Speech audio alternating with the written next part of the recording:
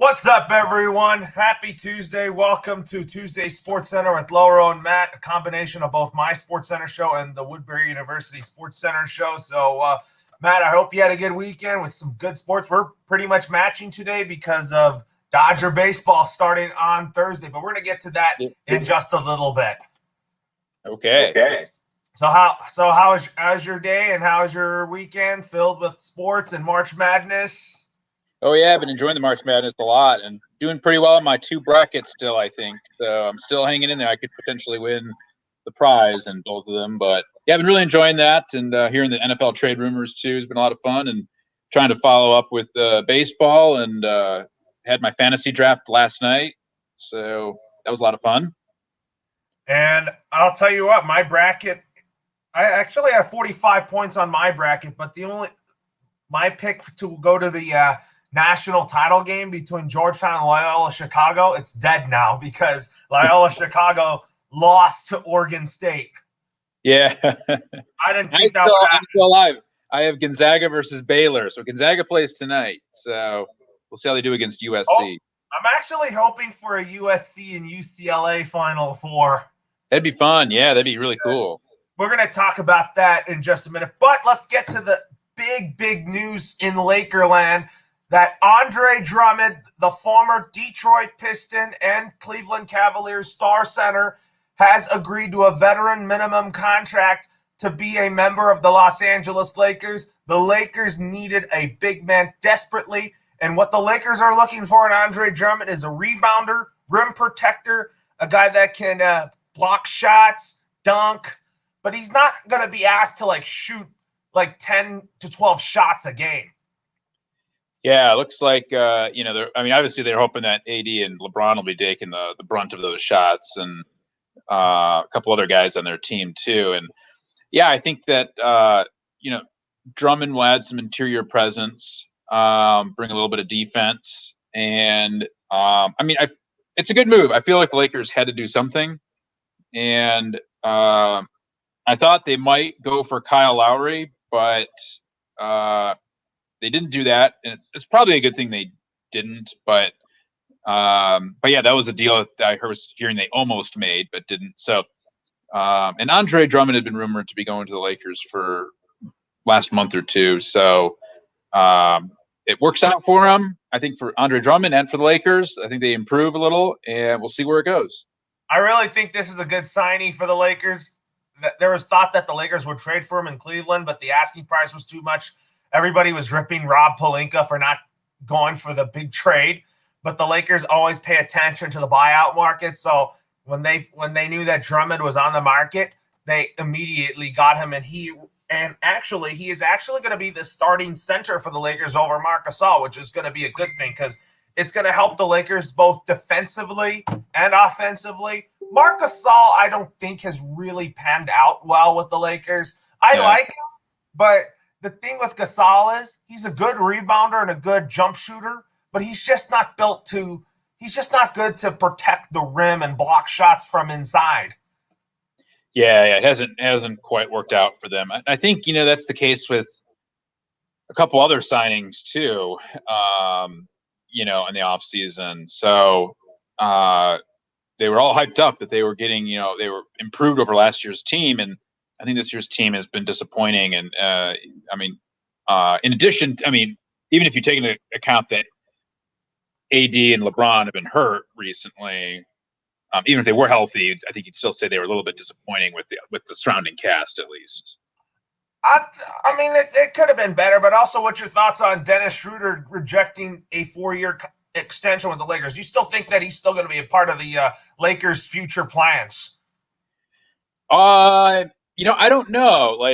I honestly don't. I haven't read about the details of that. What are the details of his rejection of the 4-year deal? It was worth over $80 million. Do you think you get more on the market? I don't know. I do think he'll be a big part of the Lakers' future. I think he's been a great asset at point guard. He can get double-doubles for the Lakers, especially getting assists and points. He's a better shooter than Rajon Rondo, but we'll talk about the Clippers trades in just a minute. So with that being said, let's get to the Nets. So they got LaMarcus Aldridge in the buyout market too from the Spurs. And are you sold on the Nets now that they have Aldridge, Griffin, DeAndre Jordan, Kevin Durant, James Harden, and Kyrie Irving? Do you think that this team should be finals or bust? Oh yeah, I mean they need to be in the NBA finals. Like anything short of that is a big failure. Like if they don't get out of the Eastern Conference, and the Eastern Conference, like Milwaukee does not look as good. They're still probably going to be like the third seed, but they don't look as good. They're probably going to catch the 76ers for the top seed. And then the 76ers, like they might be able to give them a pretty good run, maybe in the conference finals.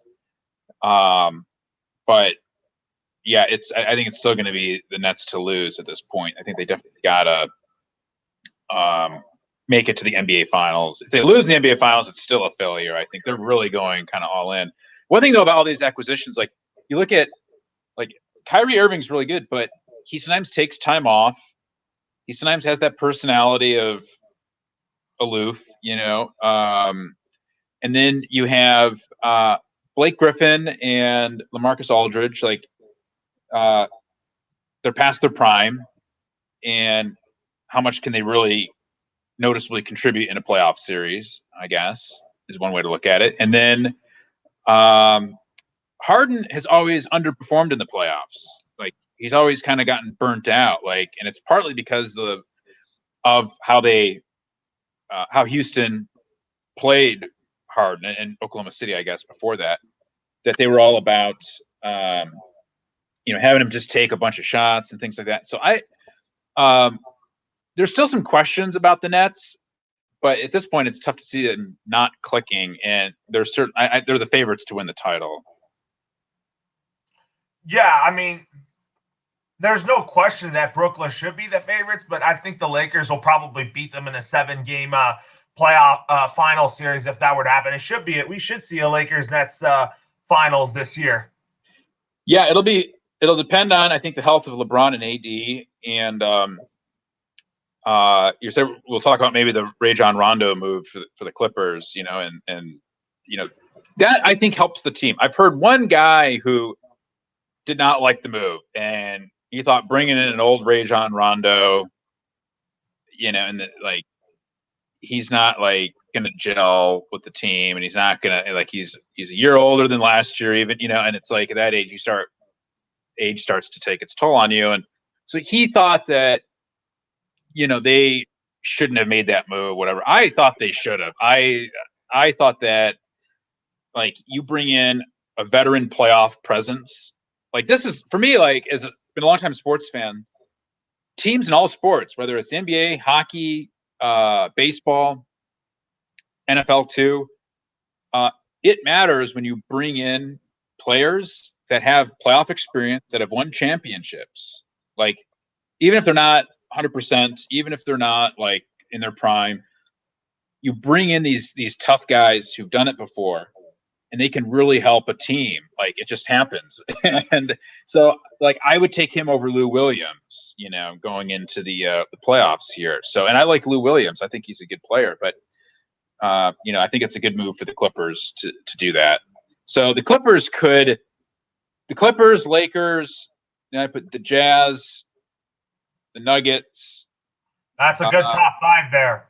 Yeah, those are all tough teams. Yeah, and the Suns too. Yeah, I can't forget about the Suns. If you look at it too, the Clippers needed a leader, and that's why Rondo kind of provides that for the Clippers. But also with the Nuggets, when they got Aaron Gordon, I was kind of talking about it on the other show I was on the MI6 Sports Network. I was talking about if Aaron Gordon were to be traded, I felt like he would have been a great fit for the Denver Nuggets. And I really think he is going to be a great fit there in Denver because he puts a lot of pressure off of Jokic and Murray. And they have a big three there in Murray and Jokic and Gordon. And I think Denver is a team that I've never underestimated, and they're a team that is great on both sides of the ball. And I feel like that the Magic are getting a great player and Gary Harris in return in that deal. Yeah. Yep. And I think Your I school, agree. Michigan State. Yep. Yeah. Michigan State Spartan. Yeah. Yeah. I think that I generally I think the West is pretty wide open. I think I could see any one of those 5 teams making it to play against probably Brooklyn in the NBA Finals.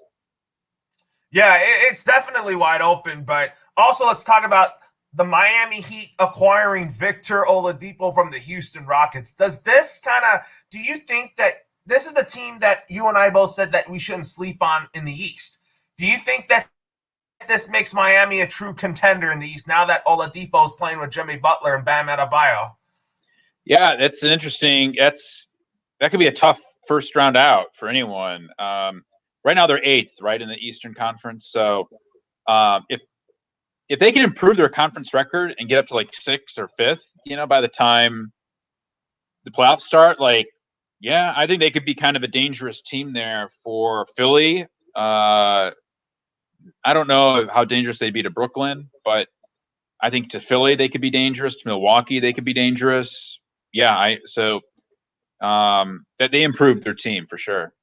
They did with Oladipo, but I thought Miami won that part of the trade. But Houston, look what they got in return. Avery Bradley, they have so many guards. They're going to have to buy one of them out. Yeah. They're going to have to probably buy out Avery Bradley or probably just try him out in Houston to see what he can do. But Houston's not going anywhere. Yeah, they're terrible. So let's talk about the Celtics. So they got Evan Fournier to kind of upgrade their bench. So after Fournier, what's next for the Celtics? Do you think Boogie Cousins is going to join the Boston Celtics and wear the green jersey?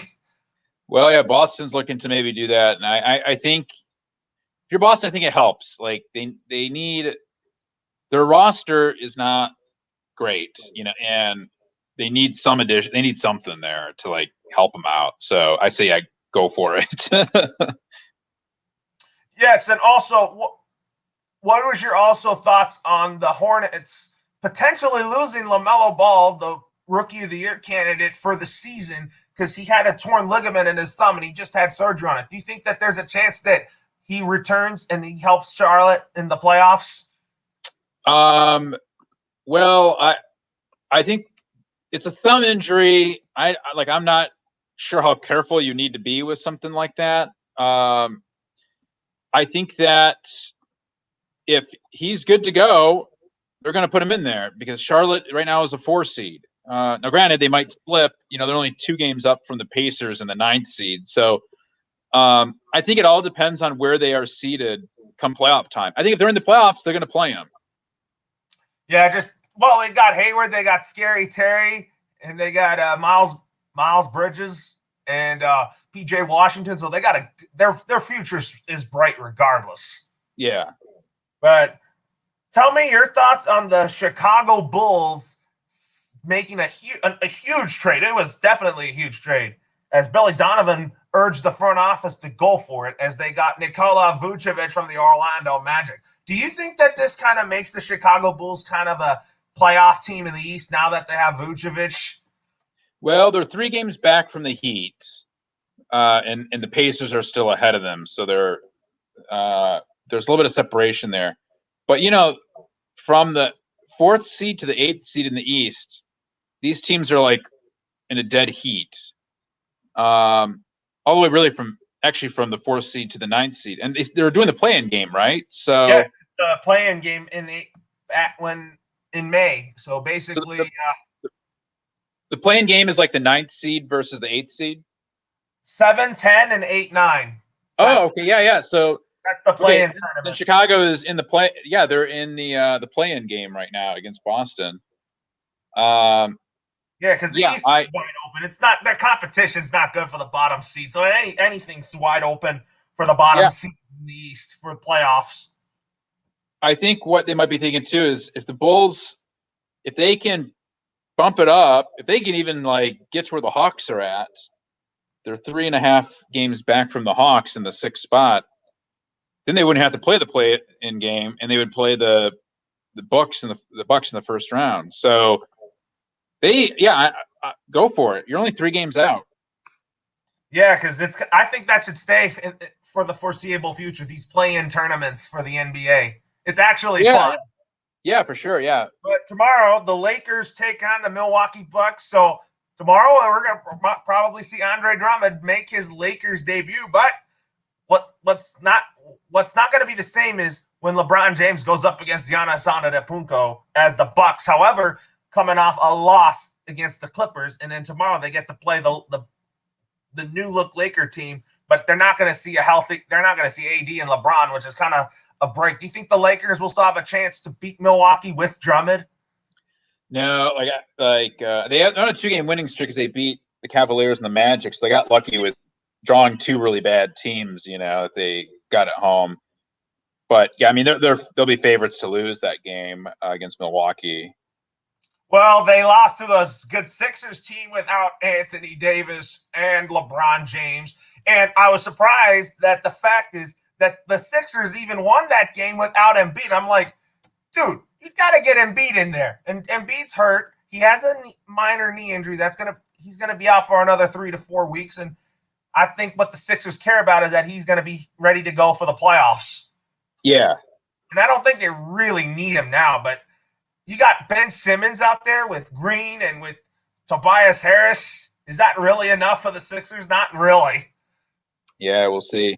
So your Pistons, however, they're looking like they're tanking for Luka Garza or one of the picks that you saw in the NCAA tournament. As tomorrow they take on a team that you can't sleep on in the West, in the Portland Trailblazers.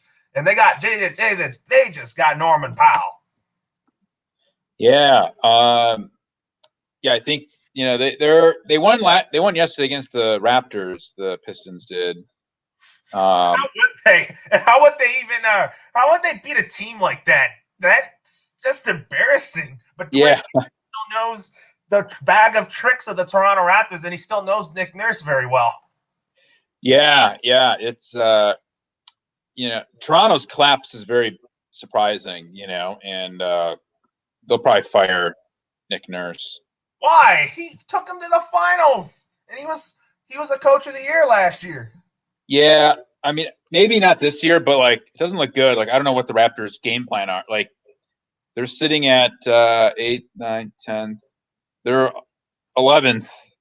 They're pretty much out of the playoffs if the playoffs were today.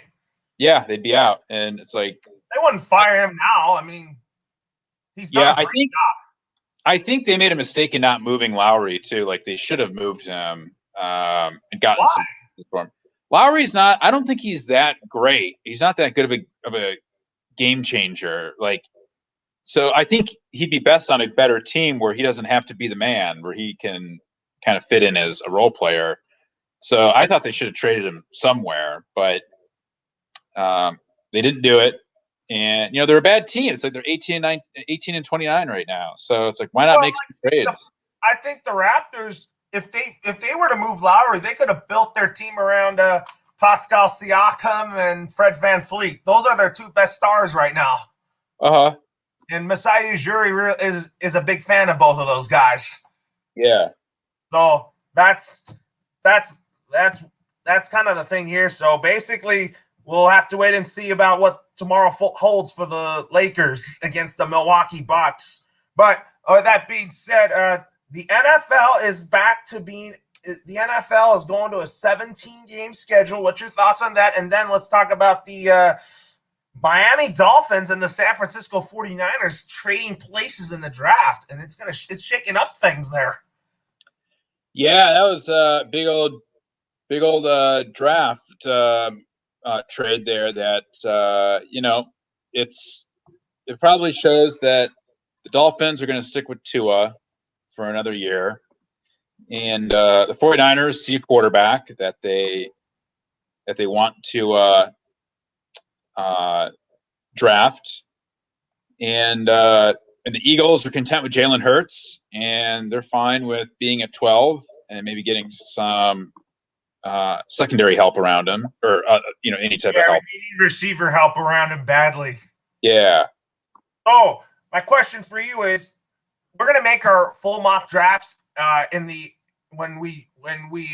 before the draft in the end of April. So, who do you have the Niners taking with the 3rd pick in the draft? I have them taking Justin Fields. Are we doing that today, or are we doing that next week? We're doing that in we're doing that in the like 2 days before the draft. Oh, okay. So I was just asking, like, we're doing our full mock draft in the end of April.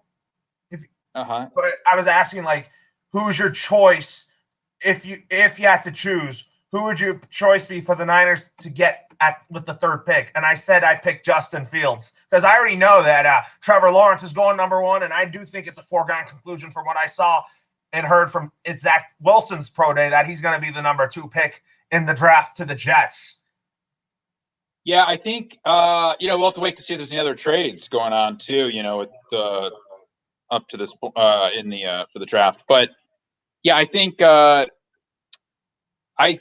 think they might be leaning towards Mac Jones, which we'll see what happens with that. But I would say maybe Mac Jones at this point. Want Mac Jones. I have to look into it though. Still, I want Mac Jones on my team, and I want him to be a Patriot. I'm just not too sure on Cam Newton starting the season because I really think that I want a long-term quarterback for the Patriots. And I think Bill Belichick knows Nick Saban so well.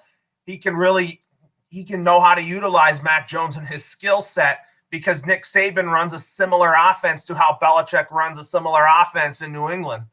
Yeah. So that's kind of like why I think Mac Jones should be a Patriot because of the Belichick and Saban connection. Yep. But I already know for a fact that Trevor Lawrence is going number 1 to Jacksonville, and Zach Wilson, I think, is going to be a Jet, and I think the Jets are going to be so much better without Sam Darnold. Yeah, and I think Darnold, I could see him going to Carolina at this point. I wonder if Carolina's still interested in him. The Panthers could get Trey Lance. And I like Trey Lance too. I think Trey Lance would really fit Matt Rule's system. And I think if Sam Darnold were to go to Carolina, he wouldn't be bad there because Joe Brady runs a college-type system in Carolina. Yep. College-type offense that he implemented with the Saints, and he implemented that with LSU with Joe Burrow. And I think now that Matt Rule is with Joe Brady and Matt Rule with Carolina, they have a similar offense that they run that could really help and help Sam Darnold's skill set. So that's what I'm kind of thinking there. But I heard today that Justin Fields was impressed in his pro day today. So you think he's a potential fit with San Francisco?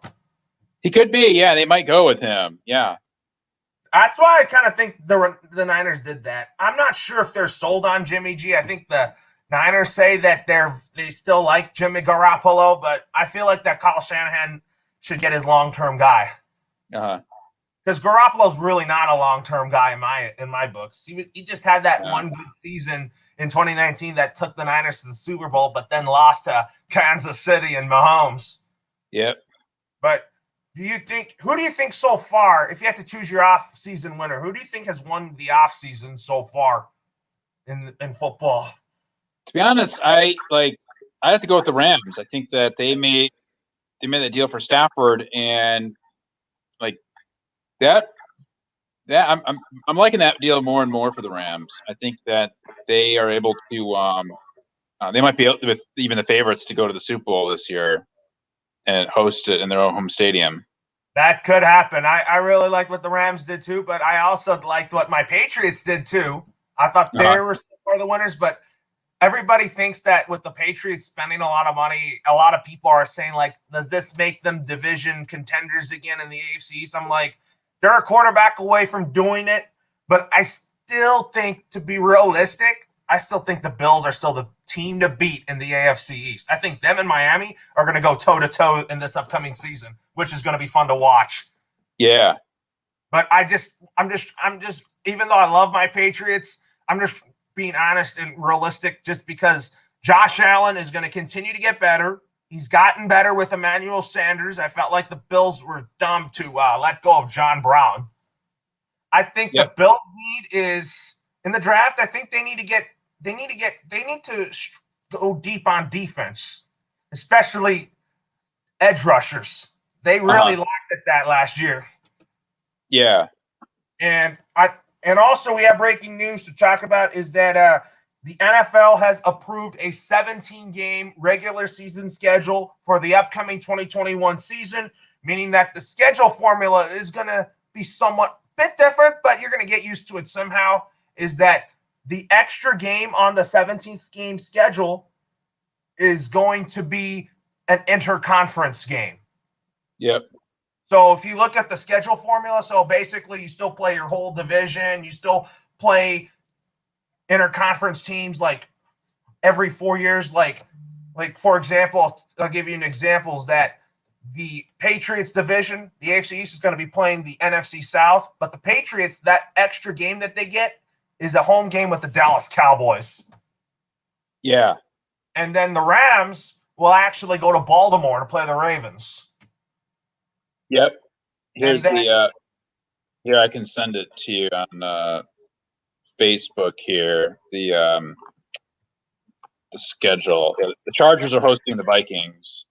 Yes, that's how it's going to work. So I'm very excited about that. And then the Super Bowl is going to be moved to the middle of February, which I like too, because I feel like that having the Super Bowl on President's Day weekend is very beneficial, because who would want a Super Bowl in the first weekend of February? It's because people have work and they think that doing it on President's Day weekend, it gives people time to like travel and all that. Yeah, I think so. That'll be a good move for them. Yeah. That is a great, but I also like this move because I don't like preseason football. Yeah, me too. I'm not really, I get so bored watching it because all I care about is watching the starters play the whole game and playing games down to the wire. That's kind of me when I watch preseason football. If I want to watch it, I just want to watch if it's like the reason why I'd watch a Rams preseason game is because of Matthew Stafford. Yeah. And the Chargers preseason, I would watch that because I want to see it how Justin Herbert improves from year 1 to year 2. And then after that, when all the backups come in, then I call it a night. Yeah. Watching football. Yep. That's why I don't like preseason football that much. Yeah, I'm the same way. I think it's totally useless to watch. It's like these games don't count. So I'm glad they went to they took one out and they added it to the regular season. So the remaining needs for the Chargers, do you think that now that they moved off of Henry, do you think they need is to kind of get more protection for Herbert and also add some more defensive pieces too? Yeah, I think they've had a pretty good offseason. They've fixed up their offensive line. And I think they still can make a couple of moves to maybe improve the defense. But with a guy like Brandon Staley, who knows he's a defensive guru, like he'll know how to work that defense for sure. So yeah, I think they've done a good job. They have done a great job, but also the Tampa Bay Buccaneers made some signings too. So they kept Leonard Fournette, and they also kept Ndamukong Suh. So you think that with them keeping the whole band back together, as Bruce Arians was telling the Tampa Bay Buccaneers players at the parade, he says, "You're not leaving. You're not leaving." Do you think that this makes Tampa Bay a true contender in the NFC? Oh yeah, they'll stay. I think it'll be them and the Rams, with maybe Green Bay as like the top 3 in the NFC this year. That Tampa Bay is gonna be so much fun. I thought that last year they should have won the NFC South with all that talent that they had. I felt like that their offense was so much better than the Saints offense. Yeah. So that's what I was thinking here. So now on to baseball. So 2 more days until opening day. So the Dodgers will have one more exhibition game against the Los Angeles Angels of Anaheim. The Dodgers opening day rotation is set. We'll get to in just a minute. So what do you think? What did you think about the Dodgers in their last few games against the Angels? So they lost on Sunday, and then on Monday they came back, and Julio Urias looked awfully good. Yeah, and they announced that Dustin May will be the 5th starter in the rotation. I love Dustin May. David Price will be probably he'll be in the bullpen. I didn't agree with that move because I felt like Urias should have been a guy in the bullpen that could close out games whenever Jansen needs a breather. That's what I was kind of thinking. That's a good role for Urias because I want to have David Price stay in the rotation. But I understand that Price is in the bullpen because he sat out a year and they need him to kind of slowly get back in shape. Yep. So I respect the move. I think Roberts knows what he's doing.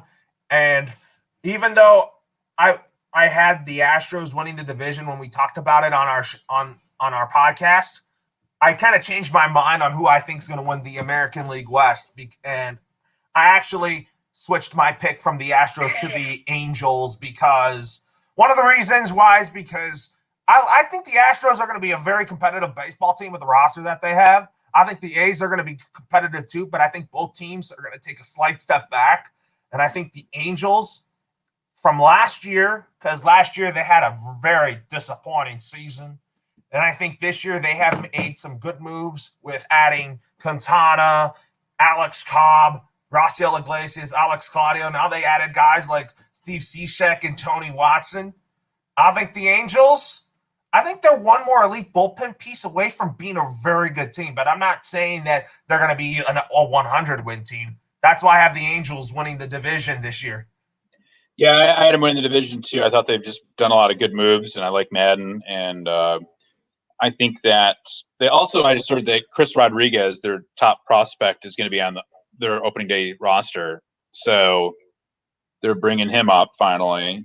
And yeah, I think they're going to be in a position to win the division. I think that with both the A's and the Astros, I think they've lost a bit too much. If you look at the Astros in particular, Verlander's out for the year. That's a huge blow to their rotation. Yep. You still got Greinke, you still got McCullers. They're still good, but who's going to step up without Verlander for the first 6 months, for the first half of the regular season? Because I think Verlander's going to probably be out until after the All-Star break. Yeah, and then you have George Springer signed Toronto. Jose Altuve had a bad year last year, and it might get worse this year. Like, there's. I just don't think the Astros have been the same since that sign stealing scandal. I really think that they've really fallen off a cliff. I think that it's really stuck in their heads too much. Yep. Is that sign stealing scandal? Yeah, I agree. They got caught in. And I think with the Angels, now that they have Joe Madden as who took over for Brad Osmus after the 2019 season, I think it's worked out, but I didn't think his first year was that good. I didn't think his first year was his fault, though. It was more Billy Epler. Yeah. And I just didn't think that he didn't do such a good job with managing the roster and all that talent. But I think Perry Manassian has done a fantastic job with being the Angels GM. I think he's so much better than Billy Epler. Yeah. So Quintana's starting tonight, and I think that Quintana to me is a gamer. I think he's a guy that is tough, especially with runners in scoring position. I think that with the Angels now upgrading their starting pitching, I think Quintana is definitely going to be one of their key pieces in the rotation. Yeah.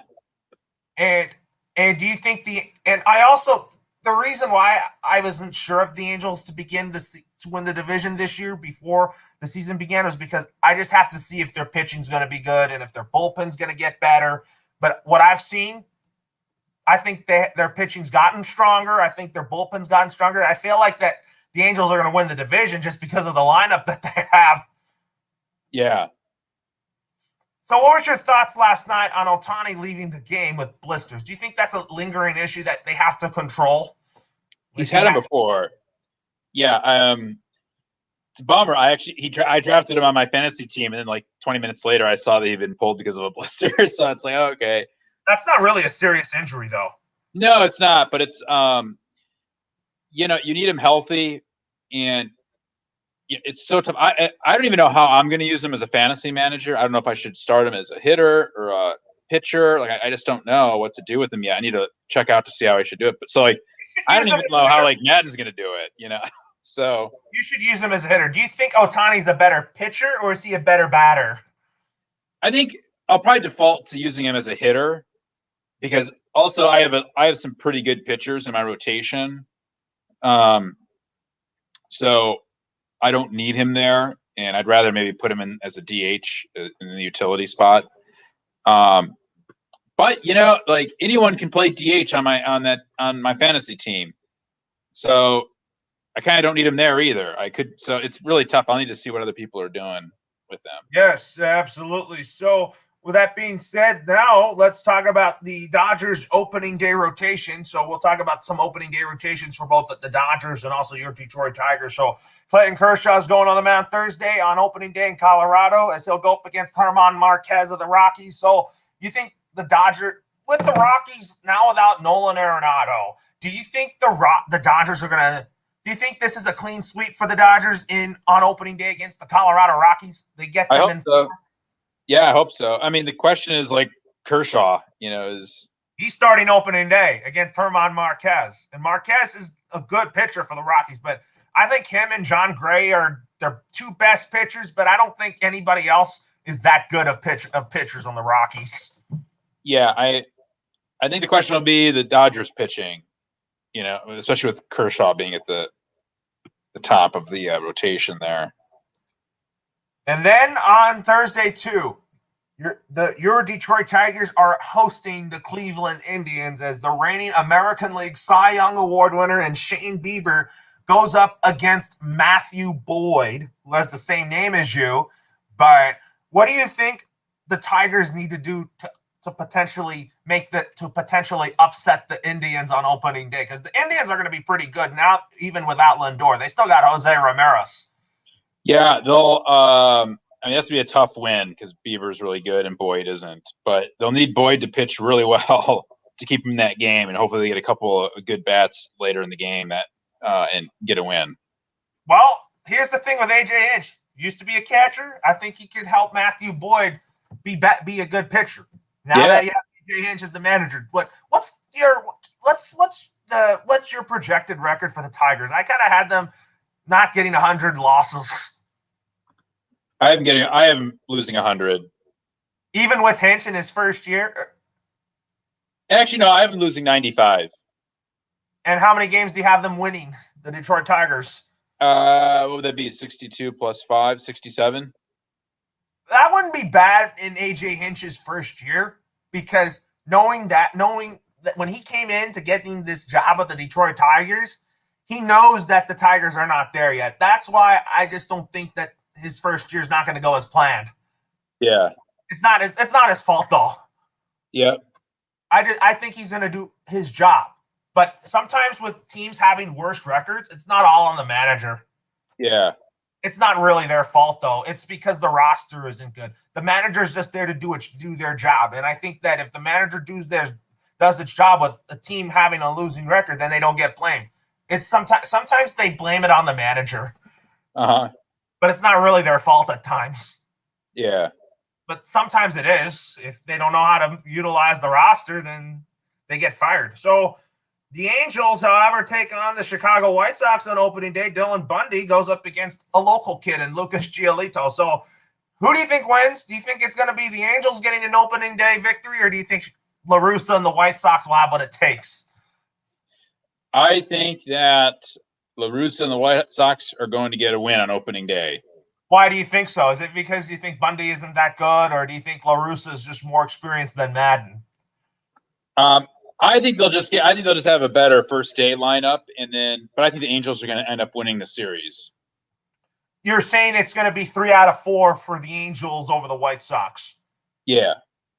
Well, the White Sox, they're my pick to win the American League Central. So even if I could see both, I'm going to say both teams split this series just because I feel like that this is going to be a great series. I'm not saying that the Angels are not going to try. I think the Angels probably will lose game 1, and then they'll probably win game 2 and game 4. And then the White Sox take game 3. So that's why I like 4-game series instead of 3-game series, is because even if you lose the first 2 games of the series or something like that, you could still split if a team is so good. But if it's a bad team that a team's playing a 4-game series with, if it's a good team versus a bad team, then I want a 4-game sweep or 3 out of 4. That's why I want the Dodgers to go for a 4-game sweep over the Colorado Rockies. Yeah. And then Trevor Bauer actually starts Friday. I'm so excited to be seeing him in Dodger blue. We talked about this all off season long about where Trevor Bauer is going to play. We both said, was it the Angels? Was it the Dodgers? Was it the Mets? Was it Toronto? And now he's here in Southern California. So what do you expect out of him in his first start on Friday? For who? Trevor Bauer. I think he's going to do really well. I think he's going to go out there and put on a big show. He is going to put on a big show. I mean, although he is social media savvy, but I feel like that I've seen his maturity the past 2 years since that incident with Francona in 2019 when he threw the ball into the water fountain at Kauffman Stadium. I really think he's really matured as a person and really has gotten better with his behavior since then. Yep. So I really think he's going to be a good teammate and a good addition to the Dodgers, and I think everybody on the team loves him already. Yeah. And then the Angels will go with Dallas. The Angels will go with Andrew Heaney on Friday against Dallas Keuchel. So you think the Angels? Do you think Heaney has what it takes to have a fully healthy season, and that he's going to get better this year? I think so. I mean, that's a big question about his health. So let's hope he does have a good season. And then the Tigers, they don't play on Friday, so they actually play game 2 of the series against the Indians on Saturday. So Julio Teheran, the former Angel, now with your team, going up against Zach Plesac. And Zach Plesac's awfully good, too. So the Tigers are going to have 2 tests against the Cleveland Indians. Yeah, Julio Teheran does not have his old stuff really anymore. So we'll see what happens in that one. Get pitchers that are past their prime. Yeah. Why? Yeah. Yeah, it's all they can afford. Plus, they don't want to get into like long-term contracts with anyone. Now especially with Miguel Cabrera's contract. Right. Yeah. And I think probably in a year or two he's probably going to retire, and I think you guys are going to have a new star in town very soon, and Spencer Torkelson, who should be ready very, very soon. But I think Miguel Cabrera is pretty much the heart and soul of the Detroit Tigers right now. I think he's their best player, and I think everybody else is not that good, but I think Goodrum's also good too, and Christian Stewart. Yeah. Do you think Goodrum's pretty much their best young star right now? Yes, I think so. An all-star player, in your opinion? Yeah, I think so. And then Walker Buehler starts in Colorado Saturday, so he goes up against John Gray. You think that Buehler, this is the year that you think that he's going to have a Cy Young type season? Yes, I think so. Yeah, and then the Angels, however, start on Saturday against the White Sox. They start looking at it right now. They actually start Alex Cobb. He's going to make his Angels debut on his first start. He's going to make his first regular season start as an Angel against Lance Lynn. So really, the White Sox have really bolstered their rotation with Lance Lynn, and I think Alex Cobb is also a decent pickup for them as well, for the Angels. Uh-huh. And then on Sunday, you get to see, for the Dodgers, Julio Urias start on Sunday. And I think Julio Urias has looked really good. Yeah. He looked great this spring, and I think that he's going to be a good. I think I want him in the bullpen, but I think he's good in any role. But I just want him to kind of be consistent in the first inning and in the 6th inning. That's my area of concern of him as a starter. Uh-huh. And then the Angels on Sunday, they're going to start Shohei Ohtani. So are you kind of expecting to see him pitch well on Sunday against the White Sox as he goes on national television? Yes, I think that he's going to pitch really well. I agree with you. I think Shohei is going to be a lot better this year. I think that Joe Adele, who I'm very excited about, he needs one more year in AAA, which is okay. But I do think that, I think maybe by next year, in a year or two, he's going to be a stud. Yeah. That's why the Angels got Dexter Fowler. Yep. So with that being said, tell me, how many wins do you think the Dodgers will have? You think the Dodgers will have over 100 wins or under 100 wins? Yeah, I think they'll have a little over 100 wins. They'll be pretty good. Aside from the Dodgers, who else are your 100-win teams? I picked the Braves and the Yankees as my 2 other 100-win teams. I don't think anyone's going to get 100. Maybe the Yankees will, but I think the Braves on paper they do, and then the Padres, they look very good. I'm kind of intrigued to see what the Padres have with Blake Snell and Yu Darvish, Chris Paddock, and the lineup that they have with Tatis. The Padres are going to be fun to watch. Yeah, Tatis, Manny Machado, Will Myers, all very good. They are good players. And then the Padres, however, they play on opening day. They play the Diamondbacks, and they get to see Bumgarner. Yeah. So you think the Diamondbacks do you think the Padres will wear them out? I think so, yeah. What about this next game I'm going to talk about is the Giants taking on the Mariners. There's two bad teams there. But I thought they were going to start Johnny Cueto, but they're going to start Kevin Gausman instead. Yeah. I mean, Cueto, there's not much left, I don't think, with Johnny Cueto. His arm is gone. He still throws pretty hard. I mean, he still has that shimmy shake. I'm not really underestimating him because sometimes I don't know what version you're going to get. Are you going to get a good Johnny Cueto that he's going to strike out 5 or 6 batters and still give you a win? Or you're going to get a bad Johnny Cueto that his command's off, he'll allow home runs. Because Johnny Cueto still has the control that can make hitters think, but his velocity's not there anymore since the Tommy John surgery. Yeah. So is that what you're saying about Johnny Cueto? Yeah. And then the Astros take on the A's in a rematch of the ALDS. Do you want the Astros to sweep the A's, or do you think the A's should sweep the Astros and the Astros start off winless so that Dodger fans can laugh at them?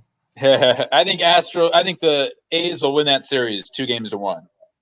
It's actually a 4-game series. Oh, yeah, I think maybe it'll be a split, 2-2. Well, the Astros are good, but they're starting Zach Greinke on opening day. And what do you think of that? Do you think Zach Greinke will give them length? Yeah, he'll be pretty good. He's actually not been that bad. I mean, actually, it's a 3-game series because the Astros and A's have an off day Friday. So I had to just double check that. But what series are you excited about on opening day? Are you excited before you watch the Dodger game? You're going to watch the Yankees take on the Blue Jays? Because I might watch part of that game just because I want to see Hyun-Jin Ryu. Yeah, I mean, that could be interesting. Yeah, I think I'll like to watch that game as well. Yeah, and then Garrett Cole as well, as I think Garrett Cole actually on my picks for Cy Young Award. We might want to revisit that because I kind of had some changes there. So I'm pulling out my list of division winners. So for the NL West, you got the Dodgers still, right? Yeah. NL Central, I got the Cardinals. What about you? I'm going with the Brewers. You still have the Brewers? Yeah. Now that they have Jackie Bradley Jr., that lineup's going to be very, very decent. I think you got to move Lorenzo King to left field now that he's getting older. Yep. And in the NL East, I still have the Braves. And I say that because even though the Mets got Lindor, I think the Mets have what it takes to challenge the Braves in that division, but I think the Braves are still the overall better team. Uh-huh. So who do you have in the NL East? I have the Braves as well. And then the Mets second, and then in my wild card teams, I have the Padres playing the Mets. Okay, I had the Padres playing the Cardinals. And I have the Cardinals winning I have Cardinals winning the division.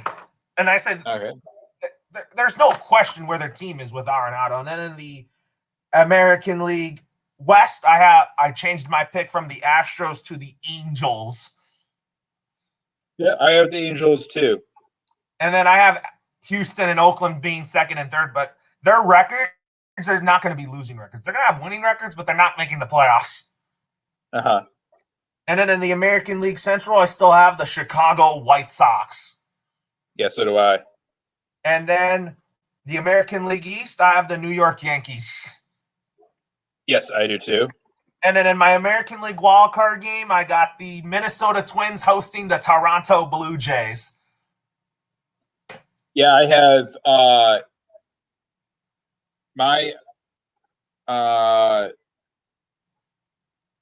wild card teams. I have the Blue Jays as one, and the other one I have is the I'm going to put the Tampa Bay Rays. So in the NL wildcard game, who's the home team for the NL wildcard game? Is it the Padres or the Cardinals? I think it's the Padres. I think the Padres too. And then my home team for the American League wildcard game is the Minnesota Twins in the freezing cold Minnesota. If it were in Toronto, then they would be lucky because if it rains in October, then they close the roof at Rogers Center. Yeah. Okay. I'm hoping that the Toronto Blue Jays actually get to return to Toronto at some point this season so that they can just cut off the border restrictions. Yeah. Now, let's go over some, if you changed your mind on awards. So my projected 2021 AL and NL Rookies of the Year, I actually had Joey Bart and Casey Mize, but I love pitching, so I'm going to go with Casey Mize still with your Detroit Tigers as your Rookie of the Year for the American League. And on the National League side, I'm picking Sixto Sanchez from the Miami Marlins. And I think that even though he got optioned to the alternate site, I still could see him winning that award for a pitcher. Yeah, he got optioned yesterday, right? Yeah, he did, but I'm still very excited. I'm still very high on Sixto Sanchez on the Marlins because that's who the Marlins got in the deal that sent JT Realmuto to Philadelphia. Yeah, I'm going to go with and you had Ha-Seong Kim, the Padres utility man, as the National League Rookie of the Year. Yeah, I'm going to switch off of him though. I'm going to go with let's see.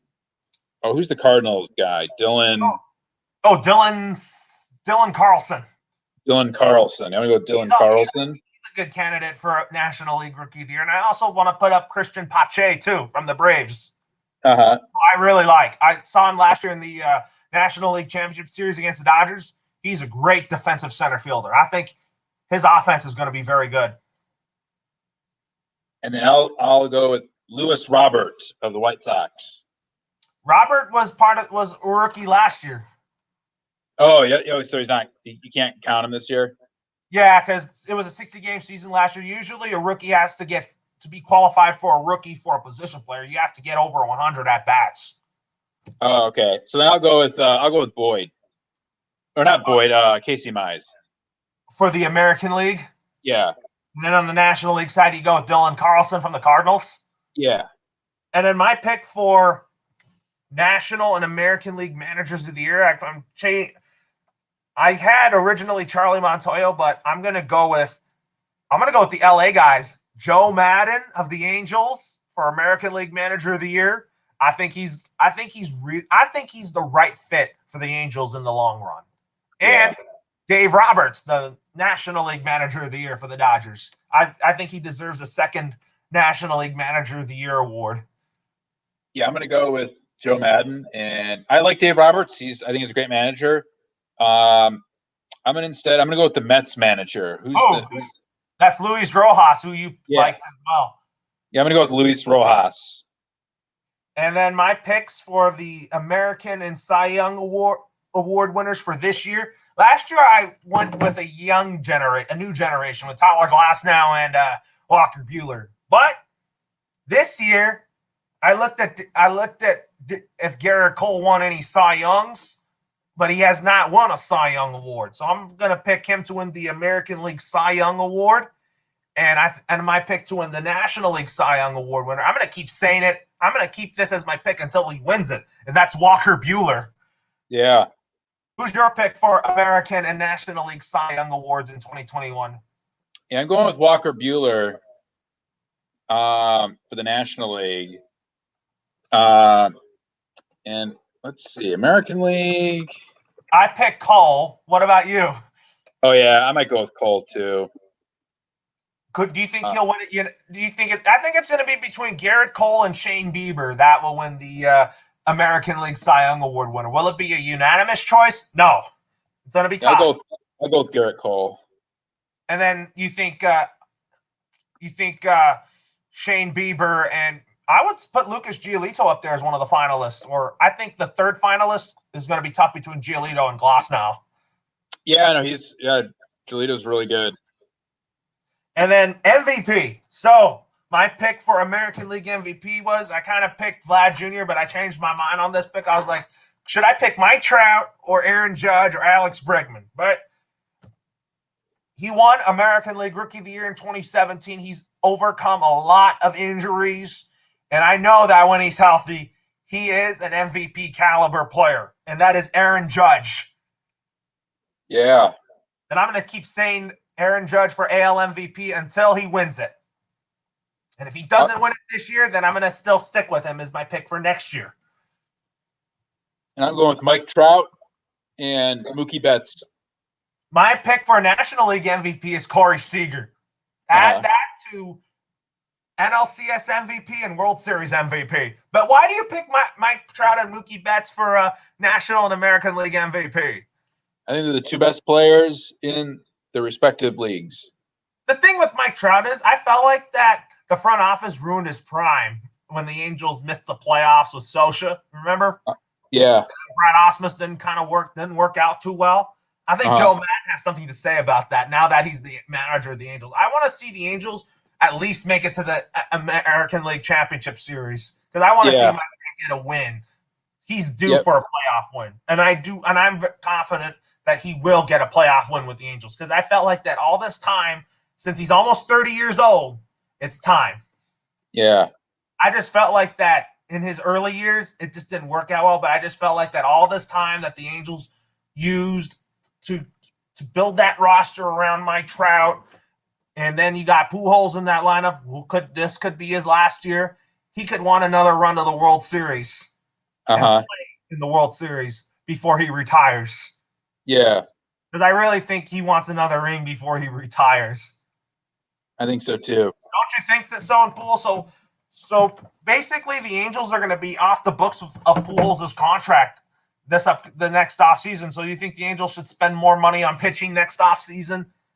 Yeah. Because Moreno is kind of a somewhat owner.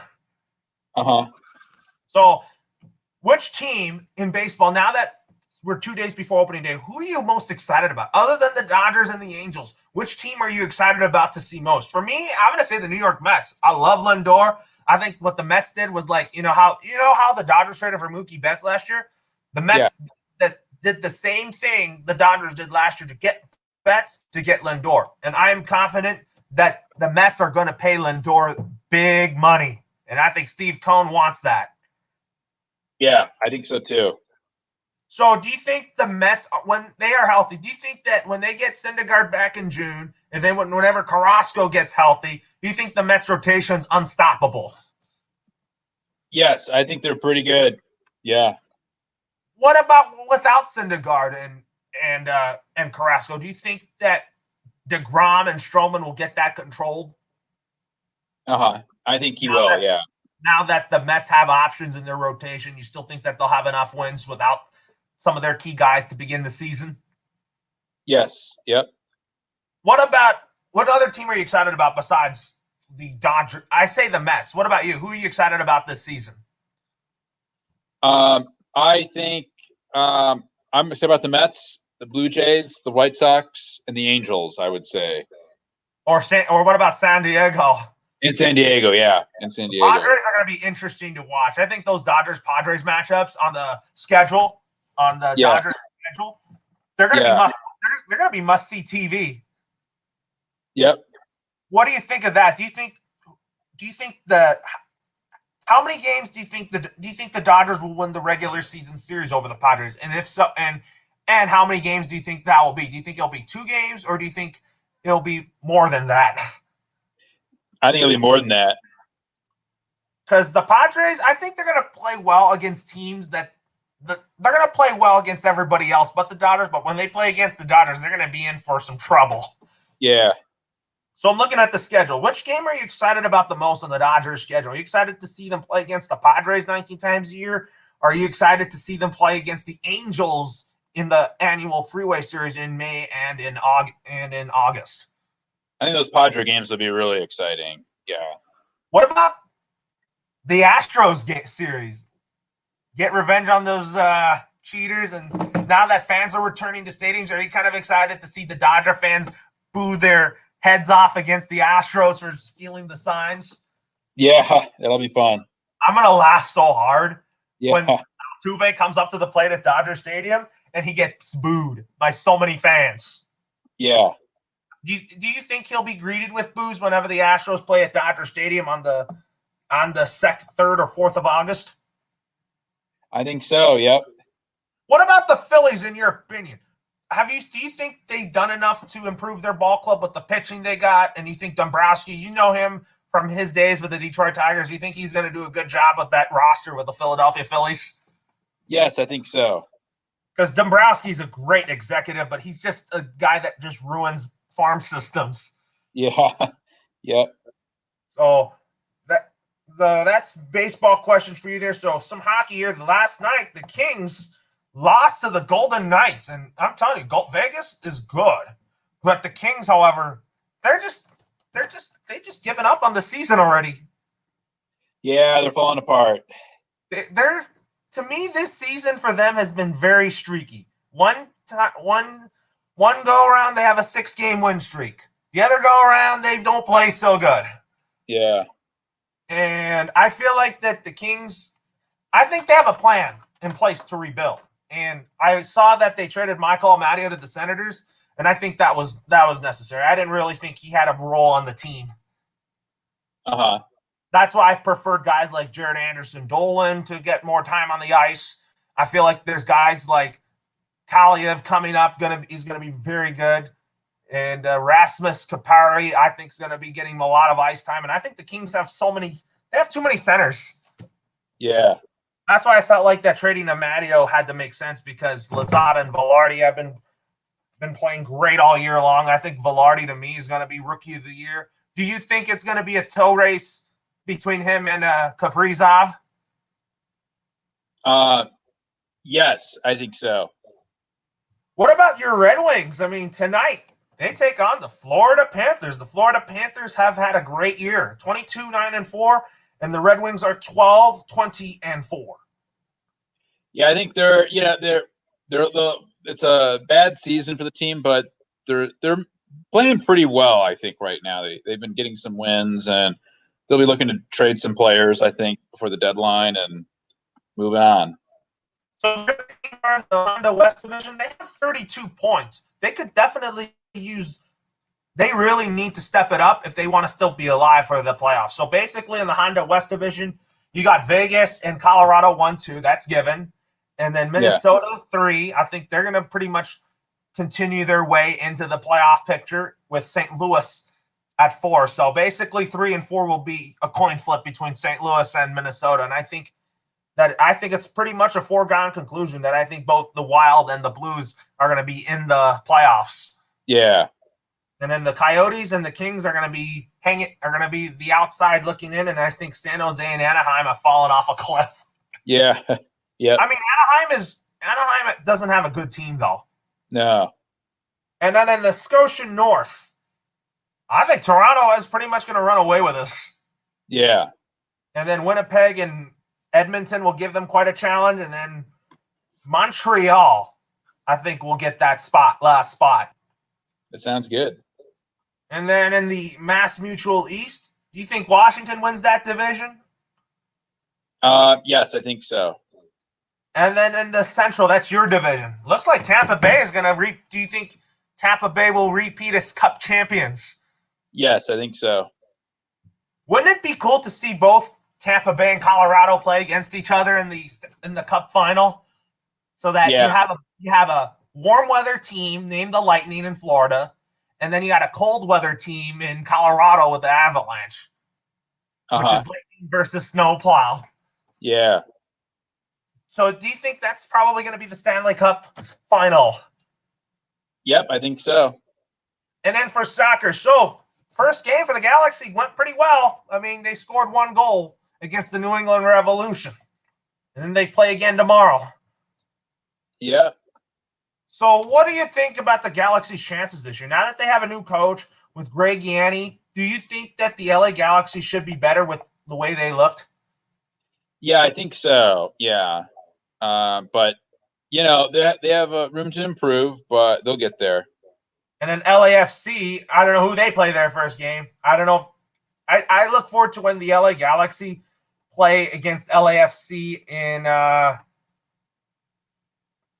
I'm looking at their schedule right now. They don't show it yet. The Galaxy play New England again on Wednesday, and then they also play Sporting KC on the 3rd of April. So basically, those are just practice matches for the Galaxy. Yeah.